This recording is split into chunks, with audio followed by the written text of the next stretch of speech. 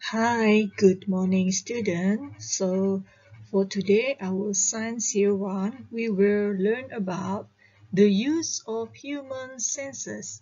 Please refer to your science textbook, page 37 to 39.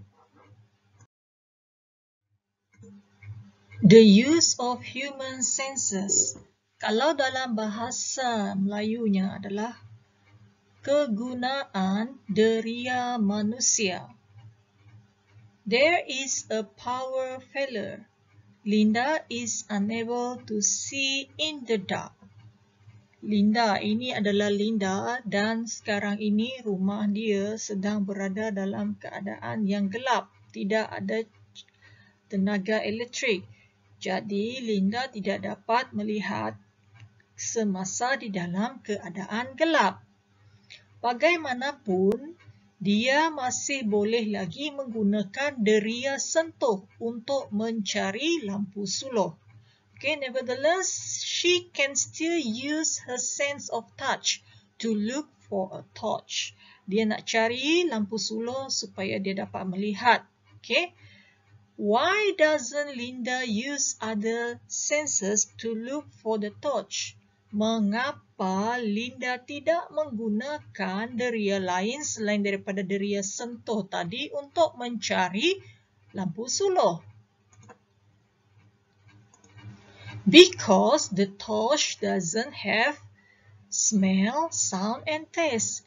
Okay, kita tidak dapat menggunakan deria bau kerana lampu suluh ini tidak mempunyai bau. Kita juga tidak dapat menggunakan deria mendengar kerana lampu suluh ini tidak mempunyai bunyi. Kita juga tidak dapat menggunakan deria rasa kerana lampu suluh ini bukan makanan. Jadi hanya satu saja deria yang dapat digunakan adalah deria sentuh untuk mencari lampu suluh ini. How does Linda know that the object she touched is a torch? Bagaimana Linda mengetahui bahawa objek yang disentuhnya adalah lampu suluh? By touching, she can identify the shape and surface of torch. Apabila dia menyentuh lampu suluh ini, dia dapat merasakan permukaan dan juga bentuk lampu suluh. Jadi, itu dapat membantu Linda mengenal pasti bahawa objek yang disentuhnya adalah lampu suluh. Okay, next. When a sense is not functioning properly, you can still use the other senses. Maksudnya di sini adalah apabila deria yang lain tidak berfungsi dengan baik, kamu boleh juga menggunakan deria yang lain. Kan kita ada 5 deria ya kelas. Kalau satu tidak dapat berfungsi dengan baik, maka kamu boleh gunakan deria yang lain. Contohnya di sini, spectacles are used when the eyes are unable to see clearly. Kita menggunakan cermin mata apabila mata kita tidak dapat melihat dengan jelas. Dan ini juga adalah alat bantu pendengaran. A hearing aid can help the sense of hearing that does not function properly. Bagi yang tidak dapat mendengar dengan jelas, mereka akan menggunakan alat bantu pendengaran ini supaya mereka dapat mendengar dengan lebih jelas. Okey, setelah penerangan tadi mengenai kegunaan deria-deria kita, sekarang ini kita beralih kepada latihan. Di muka surat 39.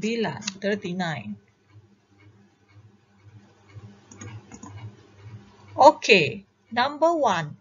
Name the parts of body involved in the following senses. Di sini ada 3 gambar bahagian tubuh kita. Apakah nama bahagian tubuh ini? The first one is tongue. B, skin.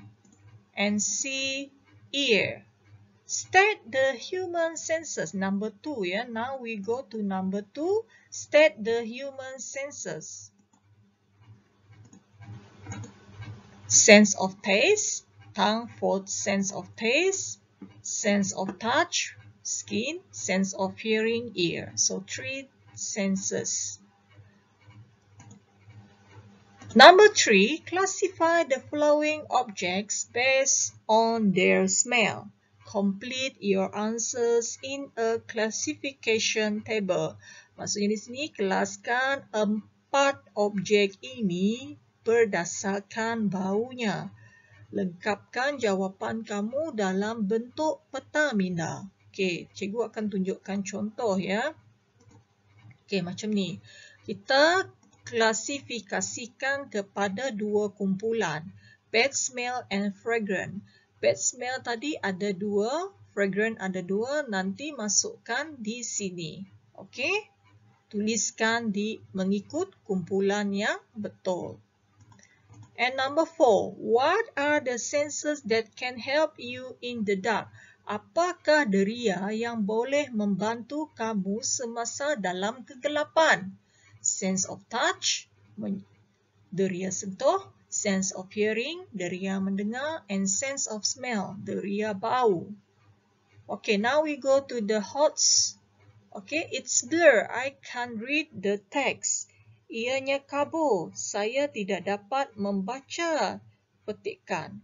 What object will help Amir read clearly? Apakah objek yang dapat membantu Amir membaca dengan jelas? Ya, jawapannya senang saja, spectacles ataupun cermin mata.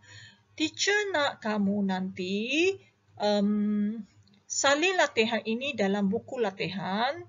Tidak perlu dilukis gambar, terus kita tulis soalan ni mesti tulis, kemudian tuliskan jawapan.